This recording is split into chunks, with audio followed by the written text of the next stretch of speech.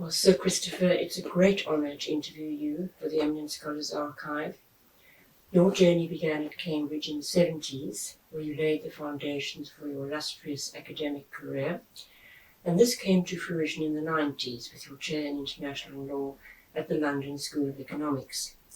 Your interests were broad, but you are noted especially for the deep experience in the laws relating to armed conflict and war.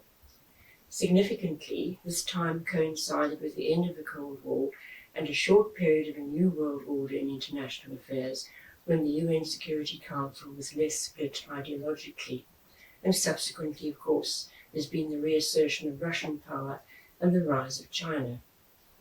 In recognition of your services to international law, you were awarded the Order of St. Michael and St. George, and you were knighted in 2009.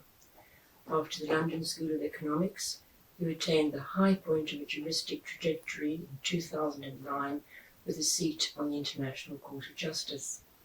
And for your services to international justice, you were created GBE in 2018. In more recent years, you were appointed as Master of Magdalen College, your alma mater. This is a rich repertoire of experience and memories which I hope we can explore. So could we start with your early life? You were born in Wellingborough, Northamptonshire, in 1955. Yes, that's right. Wellingborough was where my mother's family had lived for several generations. My father was in the Merchant Navy, so he was actually at sea when I was born. I didn't see him, though I don't remember the meeting until I was about 6 months old. Can you tell me anything about your parents? Yes, certainly. As I say, my father started his career as a Merchant Navy officer and then took a series of shore jobs from the late 1950s. And then in 1961 moved to Singapore as a harbour pilot. And I'll come back to that later, but my parents settled in Singapore for the next 40 years. My mother was a school teacher. She taught PE and then gave up work in order to bring up the children for a few years, went back to teaching in Singapore in the 1960s.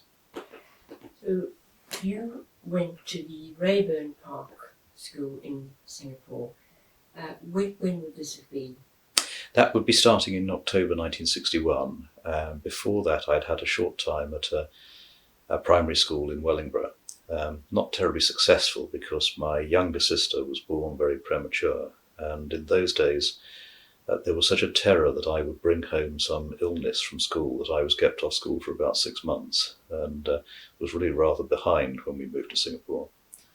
Rayburn Park was a wonderful school, though. It was a small, I suppose you'd call it a private school, but it was run by the Port of Singapore Authority for the children of its expatriate employees, because the parents were on fixed-term contracts and children would be coming and going at odd times of the year. They wouldn't be starting or finishing necessarily with the beginning or end of a term.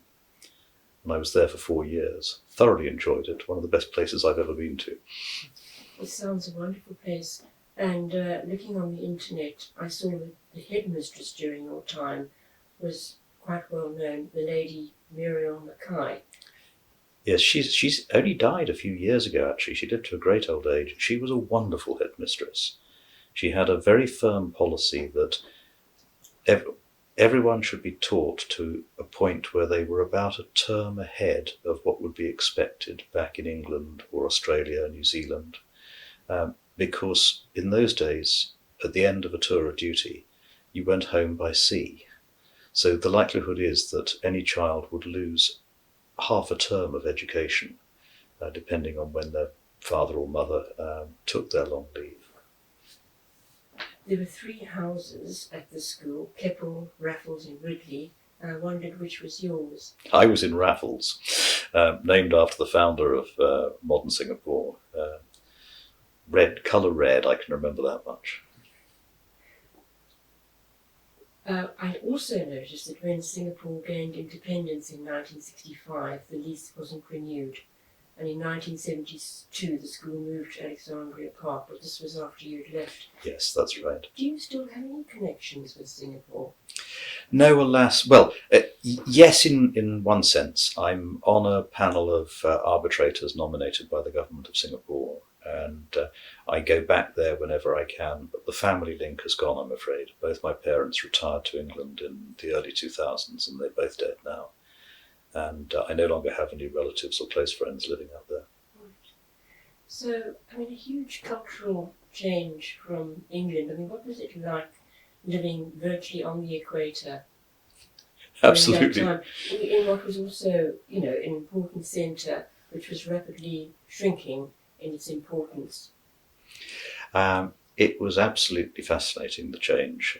You have to understand that in those days, a town like Wellingborough was, there was no ethnic diversity whatsoever. I don't think I had ever met anybody who wasn't white until we moved to Singapore.